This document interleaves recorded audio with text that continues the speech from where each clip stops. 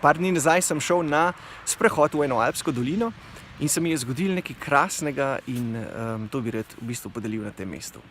Namreč, ko sem hodil skozi bukov gozd, eno krasno zadevo, sem ob tistih drevesih, ob tistih bukvah, se mi je začel plast po glav vprašanje, vi bukve, zakaj vi sploh rastete tukaj?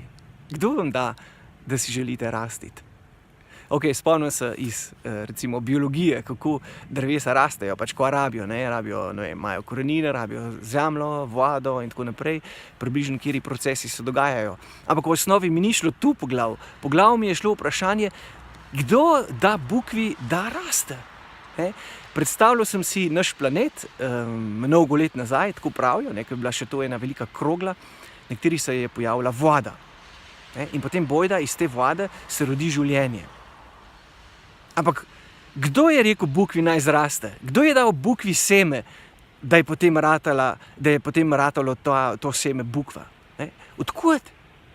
In takrat sem šel v to krasno doživetje in sem rekel, pa od kje, če ne od stvarnika?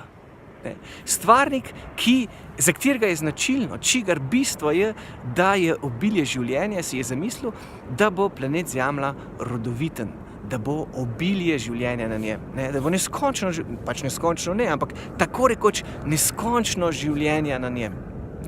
In potem sem se rekel, Gospod, ti, ki si vse ustvaril, tudi tele bukve, ti si zamislil, da te bukve rastejo.